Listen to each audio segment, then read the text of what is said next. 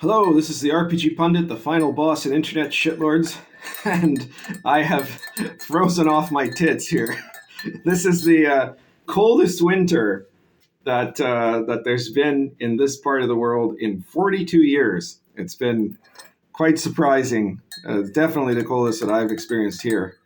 So there you have it. If you want to help me obtain replacement tits to supplant the ones that fell off, then support me on Patreon or buy my products.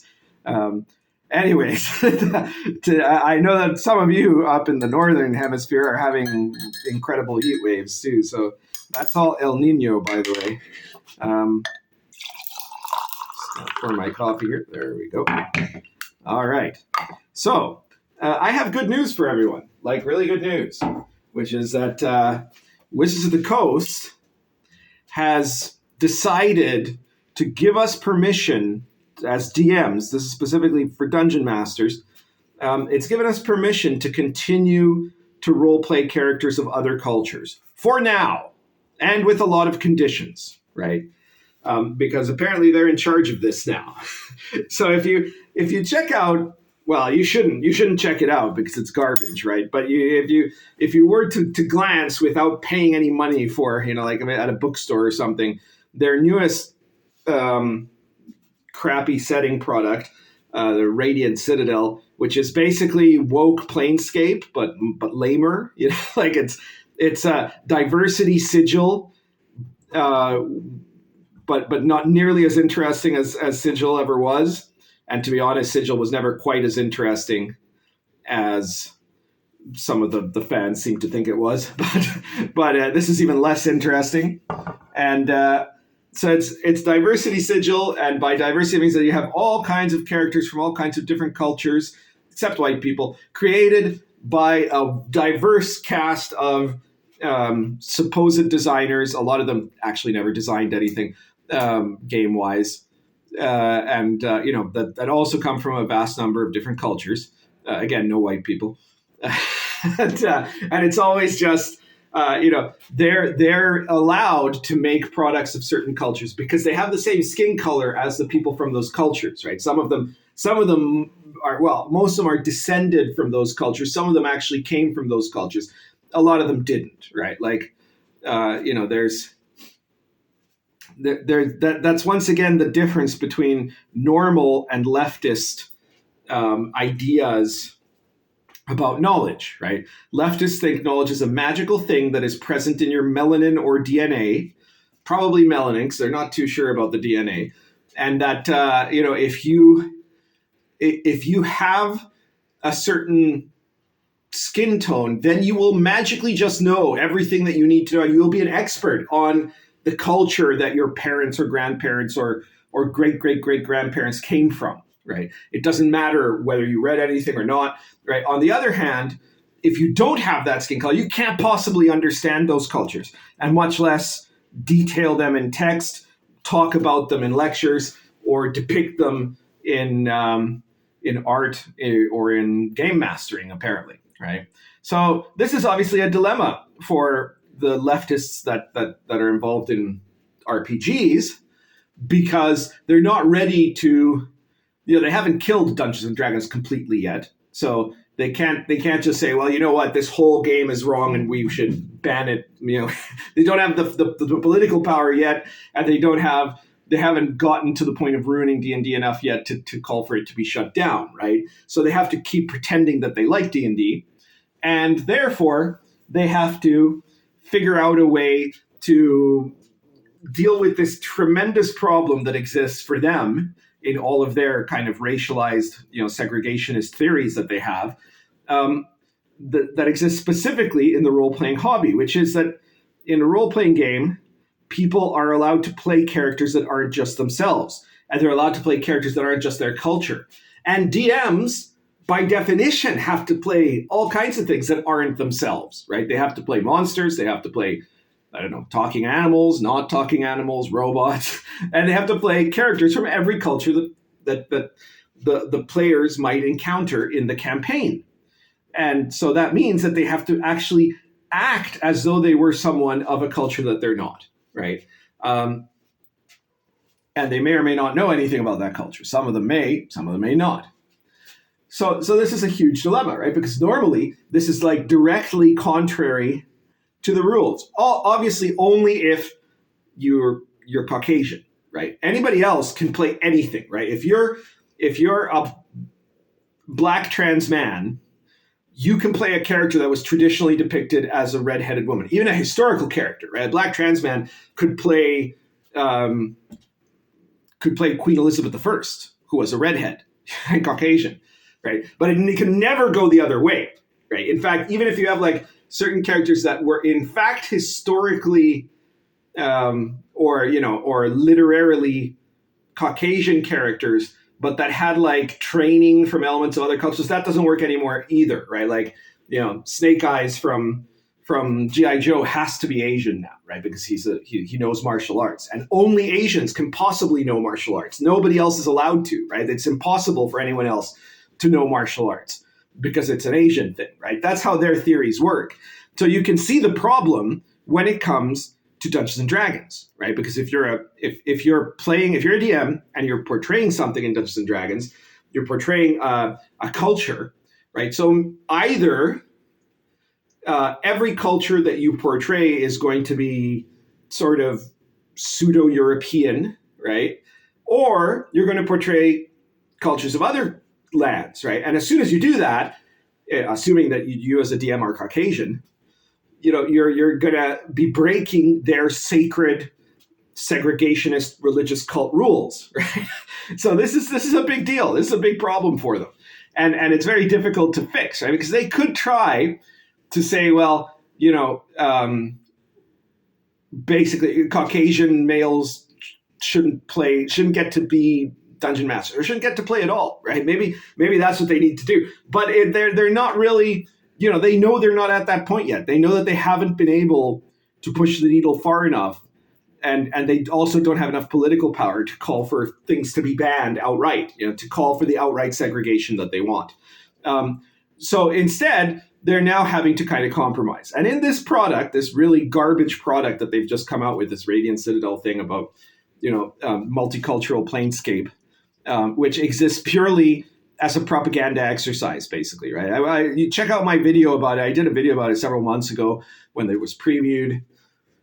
And basically, it's a setting that is depicted as a utopia because it's of multicultural diversity. It's 100% diverse, which means there's zero white people in the setting, right?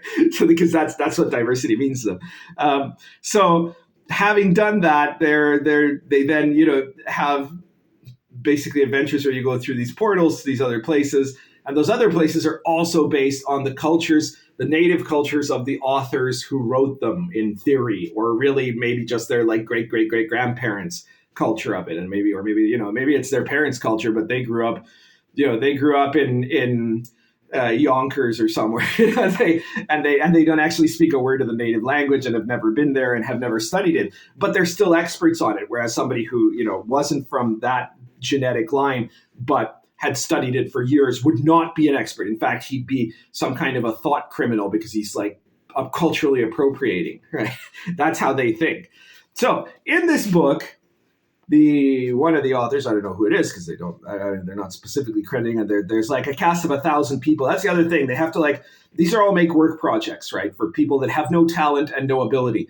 So they have to at every book, they have to put 70 different writers, and each of them does a page and a half, right? Because that's a big deal about what they're doing with Wizards of the Coast, is they're just like parasites that are sucking on there, trying to get little fleas, trying to get all the blood that they can until the thing dies. You don't have fleas, do you, Meatball? She has no comment on that. All right, we'll check you out later, Meatball. So in this, there's a section about advice about how to depict, because obviously they're very worried about this. They realize that some white-skinned people might purchase Radiant Citadel by mistake. Actually, they kind of want them to buy it, right? Because obviously if they don't buy it, they're racist. But if they buy it, they don't really want them to play it because it's not for you, bigot, right? So they're going to have to figure out some way here to put the proper strictures. And of course, they have to be careful not to go too far into a place that could cause a backlash yet. The theory with Wizards of the Coast has very clearly been each book is a tiny bit more extremist than the last. And it's very extremist by now, but they've been doing it so gradually that the frog is just sitting there while it's being boiled, right? So they couldn't just jump to say, if you're a white male, you probably shouldn't DM this, right? So instead they had to give advice, and permissions, basically. They've said that, for when you're depicting things, just as you don't have to, I'm quoting now, just as you don't have to breathe fire in real life to play a dragonborn in D&D, you don't need to be from the cultures that inspired the many adventures in this book to play characters from them. Okay. So there you are. They have granted permission. You have the authorization to do this. They didn't quite go as far as saying that you're not a racist, but because you are, all of a certain class of people are racists. Apparently, just by birth, it's their blood sin, right? That they are born with. That's part of the leftist cult. But it doesn't. You're still allowed to try to do this, right? However, here's where we get into the next section, right? One person's culture isn't another person's costume. Okay, bigot, right? So that's the very next thing that they tell you, right? So they say, if you dress up, simple outfits are the best. Do not lean into stereotypes or clothing with real-world significance, right? And that is a very interesting sentence. And I'm going to talk more about that in a second, but I'll finish the quote first. Instead, focus on everyday wear from the cultures you're exploring. That's part of the interesting sentence. Don't change your skin color. Who the hell would do that, right? Like, what person, what DM, what party, like, is the person writing this, have they never actually played in an RPG? Is that the thing here? Like, do they not know what, like, are they confusing this with, like, because there are people that have worked for Wizards lately that have designed things, quote unquote, designed stuff in the RPG, in the D&D books that very clearly have no history. Like, they've got no curriculum in game design. But beyond that you really suspect that they don't play D&D at all, right? Like, zero. They have no background in it, And so, this sounds like somebody who has never played, because I think that they're thinking from, like, on TV shows, a lot of times in sitcoms, when you see like nerds playing D&D, they're all dressed up, right? And of course, there's the one thing from the Community where you had the Spanish teacher guy, the Asian Spanish teacher, which they thought was funny, dressing up as a drow, right? And it was basically blackface. But nobody does that. Okay, so whoever wrote this, I know that you've never tried playing D&D. You might want to try to find a group of normal people playing D&D and watch them at least, so you would understand how it works, right? Nobody dresses up. Nobody paints their faces,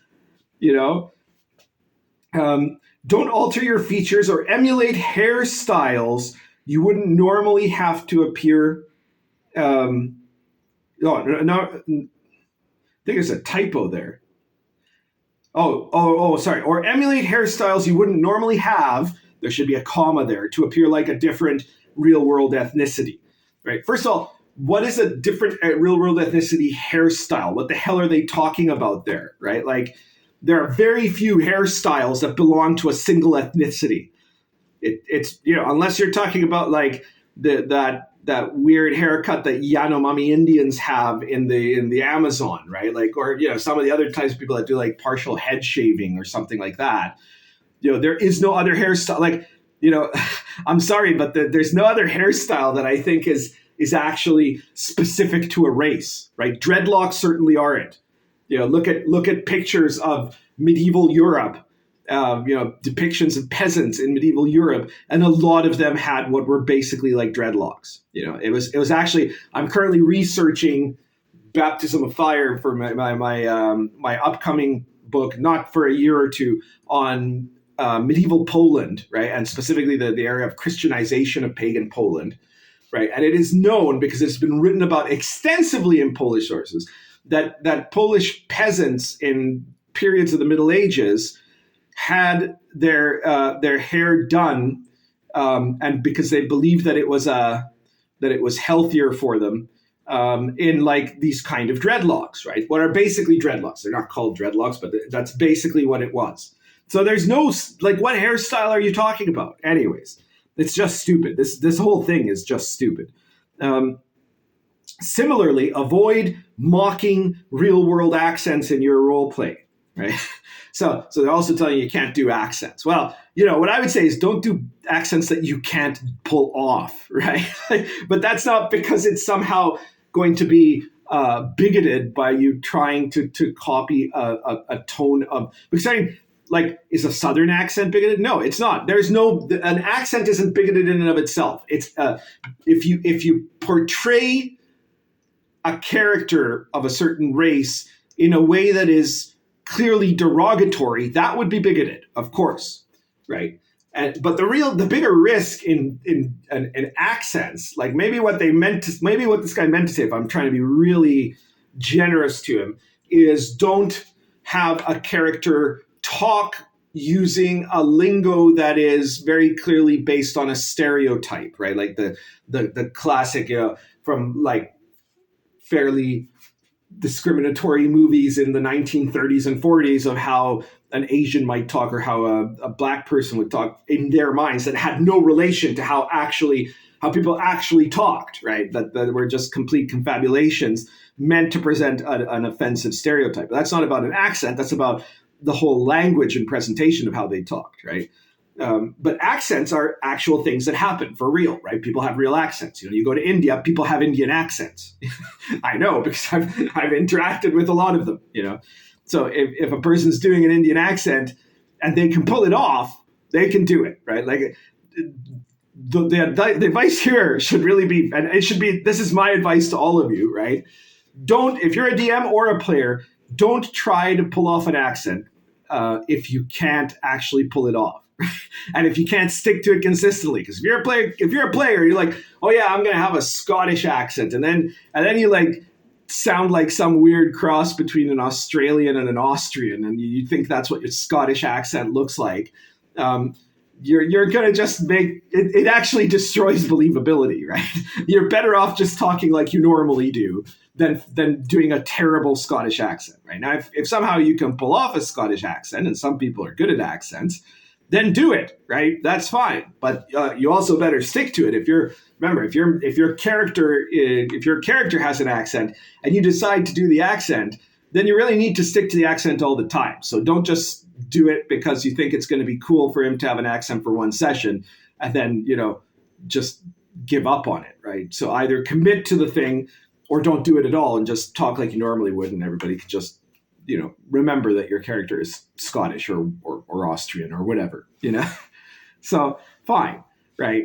The point here, though, the thing that I find the most interesting is they've basically admitted something that I've been accusing them of for all this time. And that's in these lines here where it says, avoid leaning into stereotypes or clothing with real world significance. Instead, focus on everyday wear from the cultures you're exploring. So they're saying, your ethnic characters should not actually be different, right? And the accent saying your character should sound exactly like everybody else sounds, right? And that's the way you're allowed to portray a person. You can say what you should do basically is when you present a new NPC, you describe them, you note their skin color, their appearance, and their preferred pronouns. And then you proceed to point out that these people have no difference whatsoever from anybody else, right? Because that's diversity to them.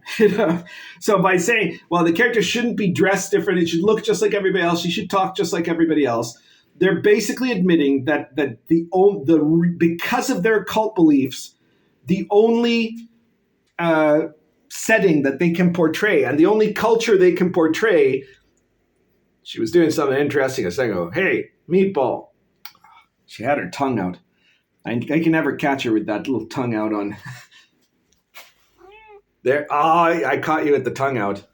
I did. Anyway, they basically have to admit in this text box that the only setting that they can portray because of their cult beliefs is 2022 Seattle, right? It's basically the culture of any, American urban center, downtown liberal values of, trust fund babies and the spoiled, recent college graduates who all think, that their progressive worldview is genius and in spite of the fact that they are, sharing 6 to a 1-bedroom apartment, that's the culture. That's, downtown, whatever, downtown Seattle, downtown New York, downtown Portland, right? With full diversity values, 2022, and just ported into a Renaissance fair, right? It's a mix between those two things. They cannot, because of the rules that they have set up for themselves, do something like Sword and Caravan, right? They can't do that because they're restricted in that they can't portray it for themselves. I mean, they could theoretically try to get a bunch of people from Uzbekistan and Kyrgyzstan and stuff like that to do Sword and Caravan, or Syria or whatever. But then, they can't allow their players to participate in that setting because it would be too much of a danger. Jesus Christ, you're dangerous. You're dangerous too, Meatball. She's almost knocked over my coffee. It'd be too much of a danger that somebody who is of Caucasian persuasion, which is frankly probably still the significant majority of gamers, and the second biggest are Asians, who are, everybody on the left already has basically given up on as also white people. They've declared them white too, right? So that those people would be playing a different culture than their own, and that would be cultural appropriation, right? And so that would just be a complete problem.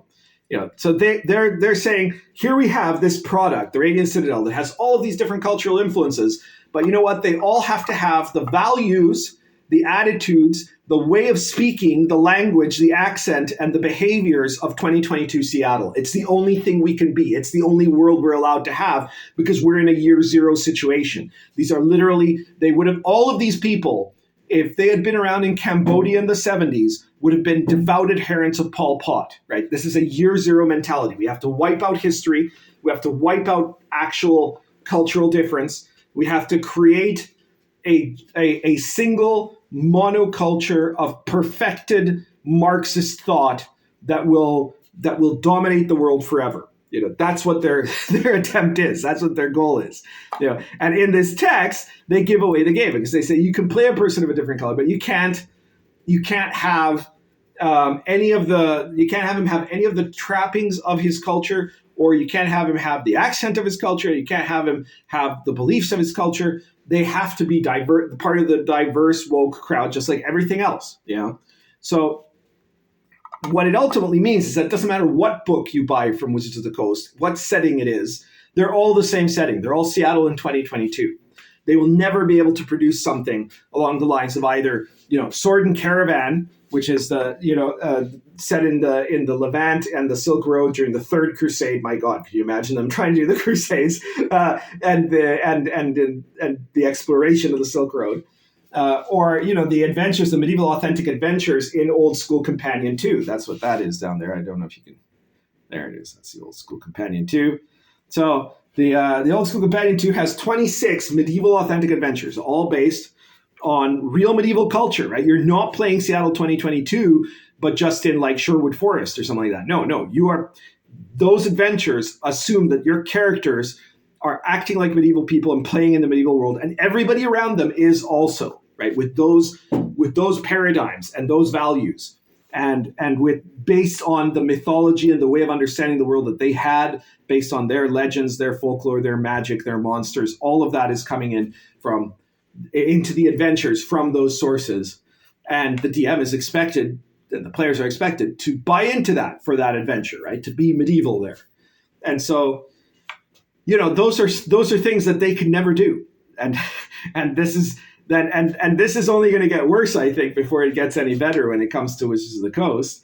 They're going to continue to produce products that are going to keep being essentially attacks on some of the principles of gaming, sure, the culture of gaming, gamers themselves, but also the potential of gaming, because they have to break all of, one of the incredible things about role-playing games is that they have infinite possibilities of what you could be doing with them, like of where and how you could be playing, of what the characters can be doing, what your world can be like. And they have managed to shut it down to one place and one time, because for them, history is their enemy, right? Culture is their enemy. They want to destroy history and culture. So they want to obviously say that all settings, doesn't matter what they look like, except in the most flimsiest of trappings and the mention of required demographic numbers, in everything else, it's got to be absolutely a monoculture. So that's everything for today. If you like this video, please share it. Subscribe to the channel if you haven't yet. Share this video with anyone who you think is going to be interested, or with anyone who you think is going to be pissed off by it. And if you want to support me, if you want to buy something way better than what Wizards is coming out with, I mean, check out Sword and Caravan. A lot of people have already. It's a Electrum Bestseller already after just like a little over a month, basically. And it's a complete campaign guide to playing adventures in the area of the Levant, the Middle East, and the Silk Road in the 1190s to the 1220s, right? From the time of the Third Crusade until the Mongol invasions. And it's full of stuff that is, again, super culturally authentic and researched, right? Like, I know that they think that the average guy who is, 1/10 Uzbeki and has been living, his family's been living in Pittsburgh for the last 3 generations, is somehow better qualified to talk about, the Silk Road than I would be, right? But they're wrong, because I've actually researched, right? Because the world doesn't work by their, ratio genetic magic, right? They're kind of like weird, this kind of weird Thulean occultism that they have, that they think that it's all in the blood or something like that, and that somebody's feelings about their own culture somehow overcome historical research about a culture. Yeah. So check out Sword and Caravan. It's got tons of resources that you can use in any RPG, right? Because it's basically a system neutral part. There's a little bit there, like in the classes. The classes are made for Lion and Dragon, but again, those could be used in any OSR game. But everything else is just like adventure material, monsters, random encounters, tables, mechanics for trade, mechanics for all kinds of other activities that you can do. And so it's very cool. Check it out. Check out Lion and Dragon for medieval authentic role-playing. Definitely not set in Seattle 2022. It's set, well, the default in the implied setting of Dark Albion, it's set in England in 1456. So there you are. Sword and Caravan, by the way, modifies some of the equipment stuff from Lion and Dragon so that it is playable for 1190, where there was different stuff, right?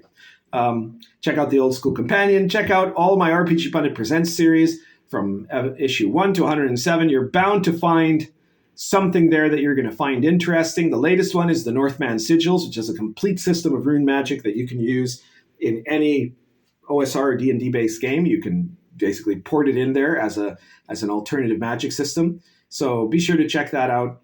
And if you've already supported me in everything, and you still want to, if you've bought all my products or don't want to buy my products, you still want to support me, I do have a Patreon page.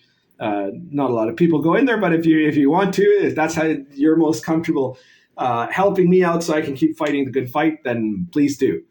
And and share the video. If you don't have any money at all, or you don't want to buy any of my products, you can still help me out if you share the video, if you like the video, and if you subscribe. So please do that. That's everything for today. Currently smoking. This is a Lorenzetti half volcano plus Argento natural.